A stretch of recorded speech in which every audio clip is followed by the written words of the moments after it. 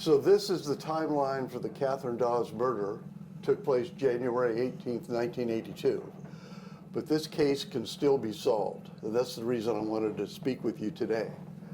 So this is the timeline, and it shows one person of interest is described as a male, white, 6 foot to 6'1", 165 to 170 pounds, shoulder length, black hair, straight down.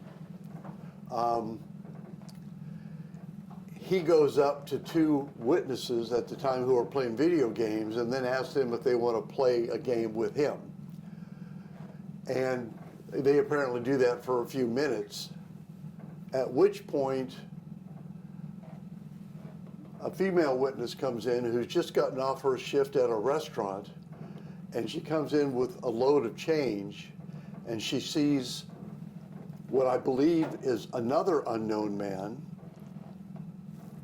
who is looking at her and gives her the creeps. So she immediately just goes, instead of shopping at all, she just goes right and pays for the magazine that she wanted with coin and leaves.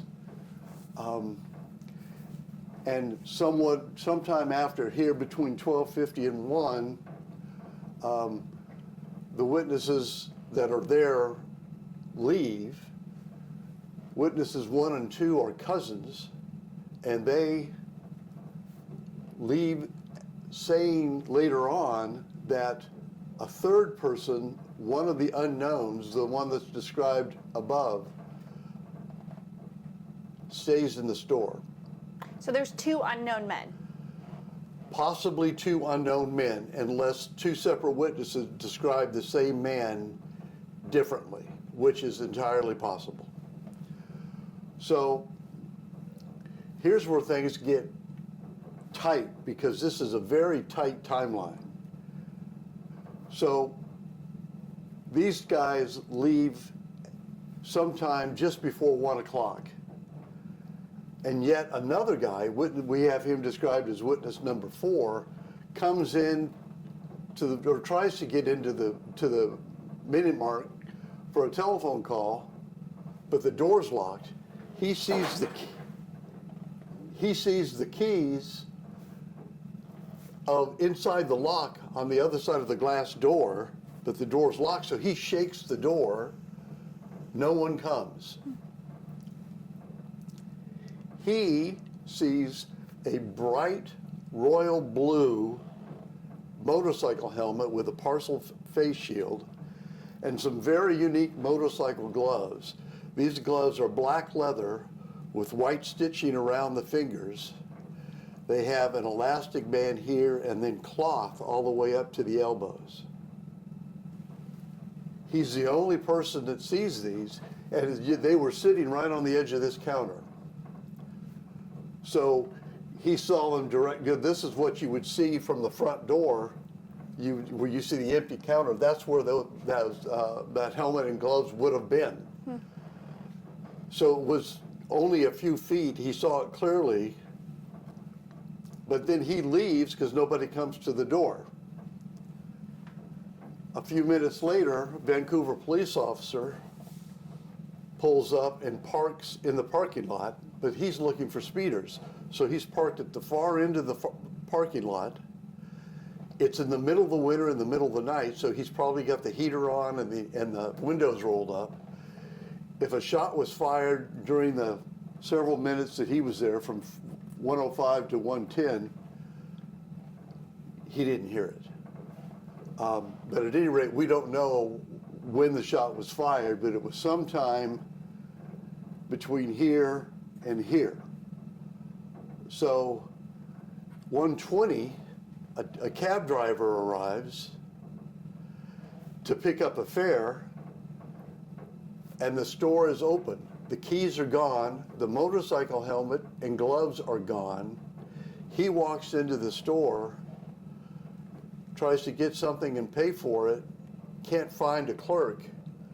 He gets concerned, he steps outside, calls the sheriff, and we respond a few minutes later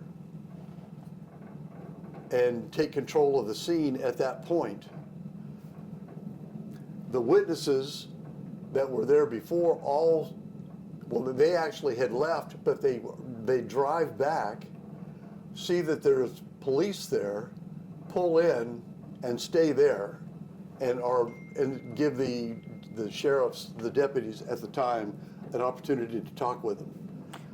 So that's where we are with this victim being murdered sometime between 1 and 1:20. And so tell us about this Minit Mart right here. So the Minit Mart no longer exists. It was on Mill Plain Avenue, just on the west side of what is now the 205. And it's now a parking lot. Mm-hmm. But that's what it looked like at the time. And it was a convenience store that closed at 1 o'clock back in 1982. So tell us like where the cash register is and like where Catherine worked. So this is the cash register. She would have been behind here, just standing right in here, right behind the cash register and the counter, so that she could get the items and see what they were and then put them into her machine when she was, when people were paying. And of course back here are magazines and other stuff like that that they kept at the time. Right here is a safe, and that safe is open when the sheriffs get there. Just you can sort of see the top of that is one of those big thick tops that you reach in and pull out and you could just reach your hand in. That was there, but only a couple $100 was missing.